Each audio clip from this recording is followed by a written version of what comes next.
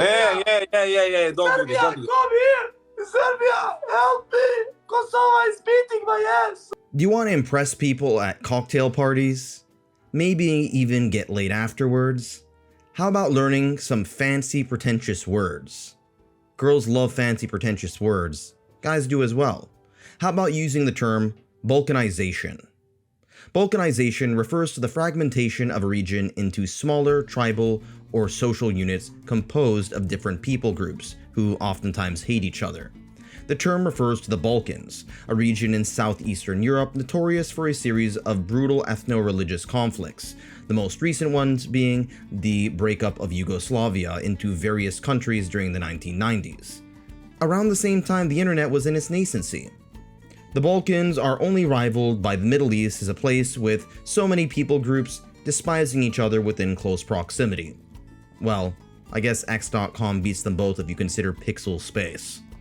The various forms of hyper-nationalism in the Balkans, oftentimes by citizens of countries you probably only think about once every decade, if you ever have even thought of them at all, is simply staggering. As cringy as it might be, I can understand why Russians, Chinese, Germans, French, Americans, and Japanese can get overly jingoistic, but imagine thinking that you're superior to everybody else because you're from Serbia or Albania. Serbia's greatest accomplishment is the invention of the hair clipper. With the horrors of the Yugoslav wars in the rearview mirror, many of the hyper-nationalists of this region moved away from unaliving other people on the battlefield and switched to a fulfilling life of arguing with other ultranationalists of other Balkan countries on the internet. With arguments so tribalistic and primitive, they make Cro-Magnon look like the physical embodiment of John Lennon's song Imagine. Ha ha, poor Slav. No, I am Greek. I don't care what you are. You are poor. Kosovo is Serbia. Ha ha, kidding. Kosovo is Albania. Si. Bruh. Ha ha, cringe. Gay. Maybe you are gay. As a result of these nationalistic online flame wars, many internet denizens of the Balkans who could think past the notion of me tribe good, not me tribe bad, would set up Balkan memes in order to lampoon ultranationalists across borders. The true fight was not between Albanians, Greeks, Turks, Serbs, and Croats, but rather between people with a sense of humor and people who have the frontal lobes the size of pine seeds. International affairs is one of the most divisive and emotionally charged topics, down there with debates around religion and whether or not pineapples belong on pizza. A pre-existing divisiveness which would lead to even more flame wars and shit-flinging throughout the medium of the internet. Given that we're on the topic of balkanization, let's talk about cyber-balkanization. Cyber-balkanization does not refer to the way that the internet has allowed certain subcultures or activists to silo themselves in echo chambers. That's just called Reddit. Cyber-balkanization refers to how the internet is morphing from a global village system into a series of disconnected internets separated by national censors. Most of you have probably heard of the Great Firewall of China. The Great Firewall of China is a series of technological and legal measures which restrict various websites. If you're in China, unless you have a VPN, you can't watch this video because YouTube, along with its owner Google and other major websites, are banned. Some of these websites include X, Facebook, Wikipedia, Flickr, Quora, Vimeo, Yahoo, Blogspot, Reddit, WhatsApp, Pinterest, Netflix, Discord, SoundCloud, Dropbox, Medium, Telegram, Truth Social, Dailymotion, Skype, ChatGPT, and nearly every non-Chinese major news publication. Most of these sites are from the US, with the rest of them being from Europe, Canada, Japan, India, or some other open, pluralistic liberal democracy. There are other websites like LinkedIn and Bing, which have separate Chinese versions with their own censorship policy. And of course I have to mention that they also banned X videos and Cornhub, just in case Tibetan separatists decided to organize a revolution in the comments section of a MILF video. There are even some websites that are banned that you wouldn't initially think of, such as Zomato, which is India and the UAE's version of DoorDash, alongside other bans such as Rockstar Video Games website. And most importantly, there's even a ban on EquestriaDaily.com, a website for the adult male fanbase of My Little Pony. I really want to see an insurrection by these guys. The heaviest censorship is related to the news, especially websites that make it their mission to criticize the Chinese Communist Party, such as the Hong Kong Free Press, Radio Free Asia, and the more extreme outlets like Epoch Times, which is tied to the Falun Gong movement. Despite being the second largest economy and having the second most powerful military, the People's Republic of China is one of the most digitally isolated nations on the planet, more in line with North Korea and Iran than, say, Brazil and India. However, this is not because they're not advanced. China has a series of alternative homegrown websites that provide similar services to their democratic counterparts, albeit with far more censorship. This is an authoritarian model of the digital age, and with Chinese state capitalism being very effective at building the physical infrastructure for internet connectivity, it is likely that we will see nations in sub-Saharan Africa and other parts of the developing world adopt this system too. This would allow many of the authoritarian regimes in these poor countries to restrict online discourse. Well, restrict online discourse so long as the restrictions don't conflict with the Chinese digital dragon. This is what we call tech bipolarity. China has also mastered the art of creating a platform for short-form content. Sure, there are YouTube Shorts, but they're just supplementary to medium-form content on the platform. There was also Vine, but it was mostly subsumed by Twitter, now re-released by X's AI content. All hail the power of AI slop. Short-form content, unlike long-form content, podcasts, or medium-form content, YouTube videos, caters to short attention spans, low levels of nuance, and virality. What you have is an online medium that is great if you want to get a review of Dubai chocolate that looks like it was stuffed with Hulk's radioactive feces, but terrible for communicating complex emotionally charged subject matters such as election results, immigration, crime rates, and global conflicts. The big winner in shorts content at this point is TikTok, a Chinese website owned by ByteDance. Well, to be fair, ByteDance is incorporated in the Cayman Islands in the Caribbean, which means one of two things: either A, they're trying to avoid paying taxes, or B, the owners want their money to snorkel with stingrays. To make matters even weirder, TikTok isn't even used in China. Well, sort of. There's a Chinese version of TikTok which is also owned by ByteDance, for Chinese users with usual Chinese censors. The only thing the Chinese Communist Party fears more than Western youth not hearing their BS is having Chinese youth hearing anything other than their BS. Speaking of CCP BS, this has led to a tricky situation in which a large swath of young people in open, pluralistic, democratic societies get their information on complex, controversial subjects, from trans issues to Hong Kong protests, from a platform based in China. Sorry, I meant the Cayman Islands. Now, shorts are a great medium if you want to watch videos of people making glass vases. But to use shorts to try to understand the news, politics, and economics requires a form of zoomer brain rot that my millennial mind cannot comprehend. The CCP has already weaponized its digital power during the Hong Kong protests during the late 2010s and early 2020s. While the old Western media's emphasis was on the in-real-life protests, the online battlefront was just as important, if not more important. These online battlefronts involved doxing, cyberstalking, conspiracy theories, and factoids being used by both sides, but it's hard to tell overall given how much of a black box China is. It is only a matter of time how we will see this play in the Taiwan feud, when/if mainland China tries to take over the island. Taiwan manufactures most of the world's microchips. Social media applications are a type of software, so it'll be interesting how a forced control over hardware will impact discourse on software. Only time will tell. Granted, perhaps I am overhyping this a bit too much. Chinese propaganda is not very effective in its usual overt forms abroad. Democratic countries like Canada, Germany, India, South Korea, Australia, etc. have populations with some reasonable levels of freedom of speech and discourse on controversial issues, both online and offline. This makes online claims that work in China not particularly effective in democratic countries. Like, let's keep it real, no matter how much Chinese propaganda wants us to know that Xi Jinping looks nothing like Winnie the Pooh, we all know he kind of looks like Winnie the Pooh.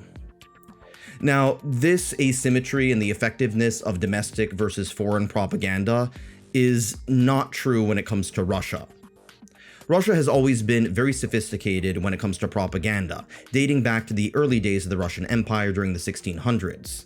This was enhanced with mass communication during the 20th century under the Soviet Union, with information warfare being utilized in many independence movements against rival European powers.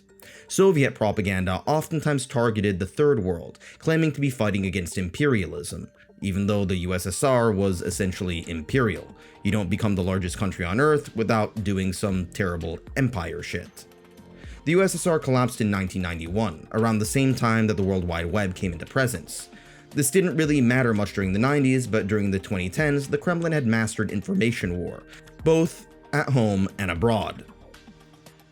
For a period of time, a substantial number of Westerners on the hard right and hard left truly believed that Russia is anti-imperialism.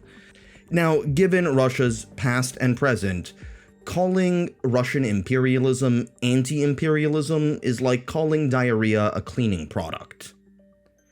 The Kremlin's online strategy was to cater to any anti-establishment movement online. Russia Today would cover everything from the Occupy Wall Street protests to Ron Paul's presidential campaign in sympathetic lights, not because they really agreed with these movements, but because those movements were subversive to Western institutions, for better or for worse. Now, keep in mind that there is plenty of legitimate criticism to throw at Western institutions, given 90% of what I've talked about in this video series. But at least Western institutions, unlike their Russian counterparts, don't throw you out of a window for pointing out their flaws. Why invest in deleting YouTube comments when you can eject the people that made those comments out of a 15-story building? Given some of the comments I receive, I envy this ability. Now, unlike Soviet propaganda of the past, Russian propaganda outside of Russia is not so much meant to promote any particular ideology, but rather sow division. For example, during the BLM protests of 2020, Russian state media outlets like RT and Sputnik focused on the rioting to pander to the far right, while their other outlets, such as Redfish Media, focused on what they saw as colonialism and systematic racism to pander to the far left.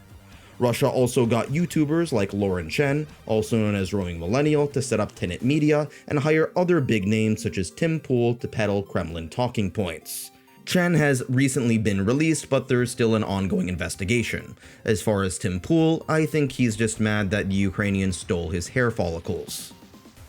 Even Kremlin allies, such as the former al-Assad regime, have been known to pay YouTubers, such as Kim Iverson and Jimmy Dore, indirectly through some supposed non-profit groups to produce sympathetic videos on their channels. They were given money indirectly through an award for quote-unquote uncompromising integrity in journalism, which is like getting an award from Jeffrey Epstein's estate for uncompromised integrity in childcare. With the help of bots and troll farms, Russian state narratives have dominated much of the online discourse during the 2014 theft of Crimea. However, in 2022, when Russia started its unprovoked invasion of mainland Ukraine, the narrative fell apart. Many Eastern European countries blocked Russian media outlets. While Russian propaganda outside of Russia was blaming NATO expansion, Russian state media within Russia, both online and in old media, was busy calling Ukrainian identity a disease and was accusing the West of homosexual propaganda. Which is totally true, just look at this Zelensky clip.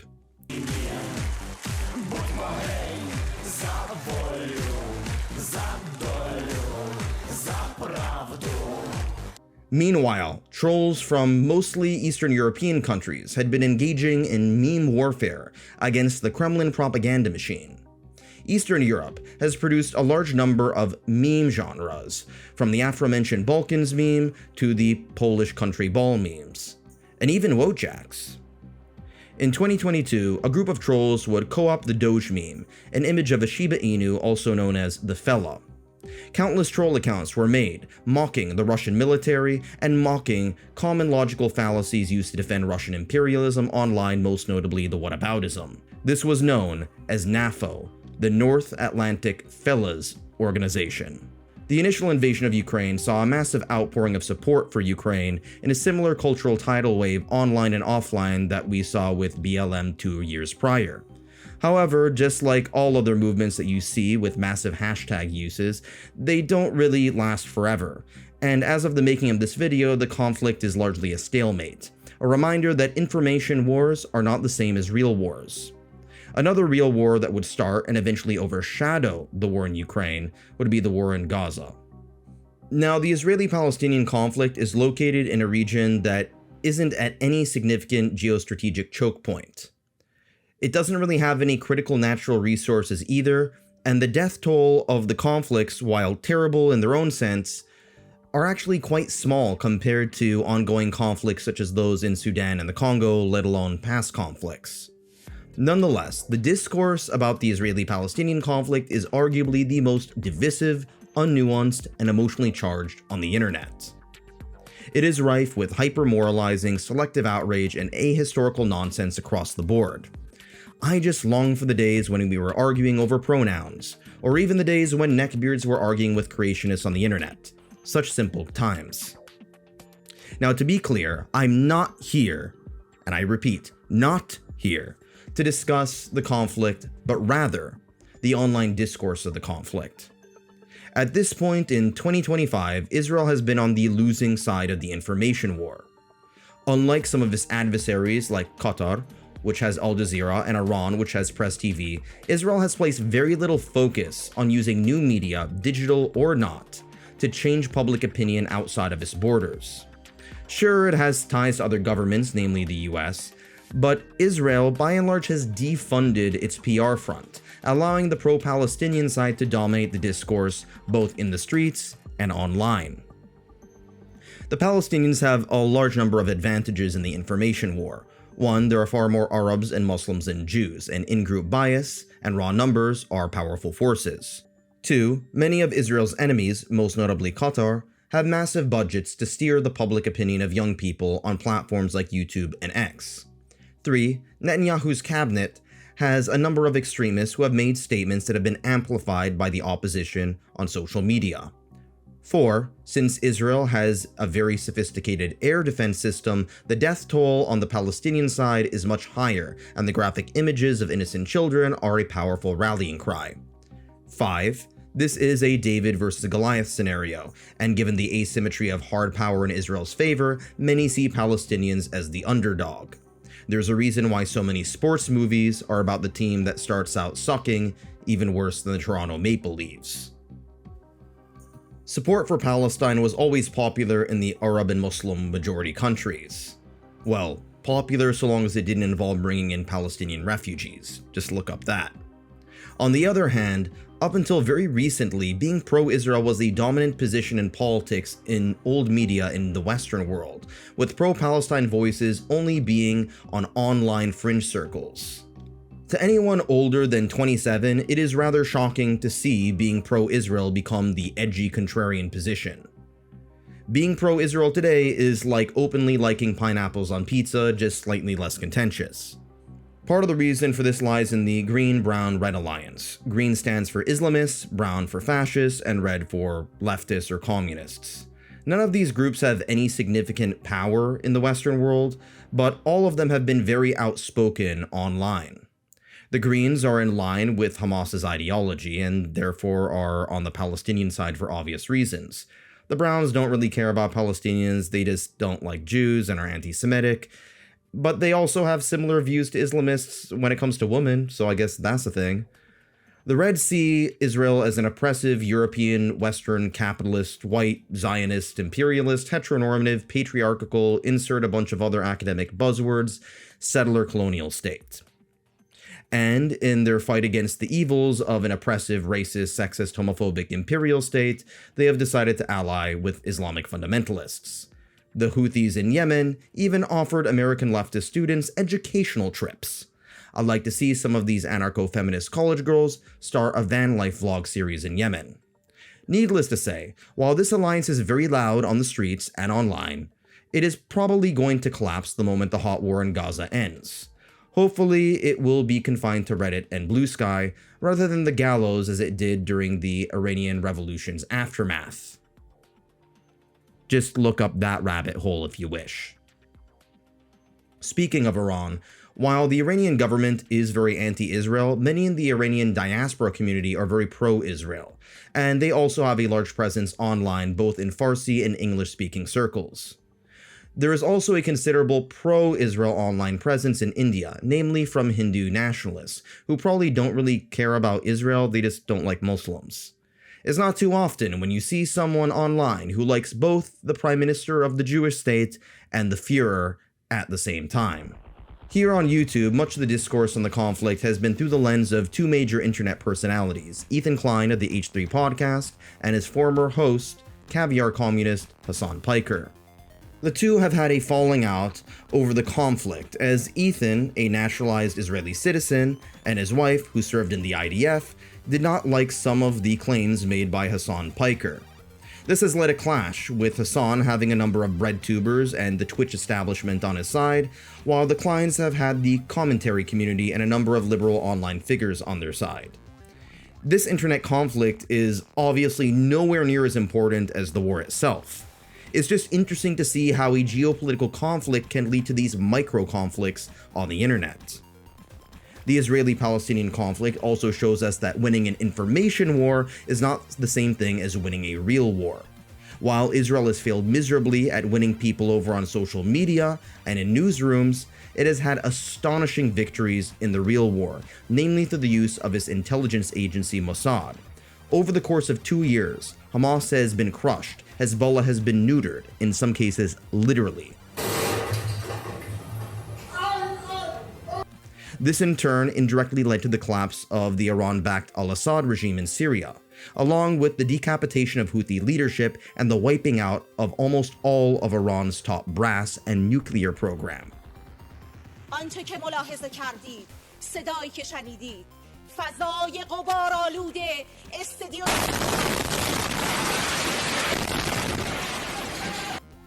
I personally think Israel chose these attacks knowing that Allah was too busy playing Mario Kart World to help out Iran's acts of resistance, but that's just me. So maybe Israel did invest in the information war. Just not the information war that would get Ivy League students to set up tents and get millions of likes on X, but rather the information war that has allowed them to crush their enemies and a lot of bystanders in the process. Other democratic nations need to learn from this PR issue. For example, you've probably noticed a massive uptick in anti-Indian racism and sentiment just in the past few years. It turns out that some of this is linked to Pakistani and Chinese bot farms. That's right, India's authoritarian geopolitical rivals are using poop memes as a digital weapon. Democracies have a lot of advantages, but there are drawbacks. Freedom of speech and freedom of the press prevent any sort of unified messaging, something authoritarian regimes don't need to worry about because the people with the different opinions than the regime end up like this. Whether you're in the US, Europe, India, Japan, Australia, Canada, etc., digital denizens of democracies must find a way to preserve freedom of information and promote verified information while not allowing misinformation from closed regimes to dominate the discourse. Liberal democracies created the digital revolution, but this digital revolution has allowed dormant ideologies like fascism, communism, and others that were defeated in previous centuries to activate, spread their ideas through social media, and even influence public opinion and policy. During the mid-20th century, liberal democracy defeated fascism militarily. During the late 20th century, liberal democracy defeated communism economically. In the early 21st century, whether or not liberal democracy will be able to fight, let alone defeat authoritarianism, is digitally up for debate.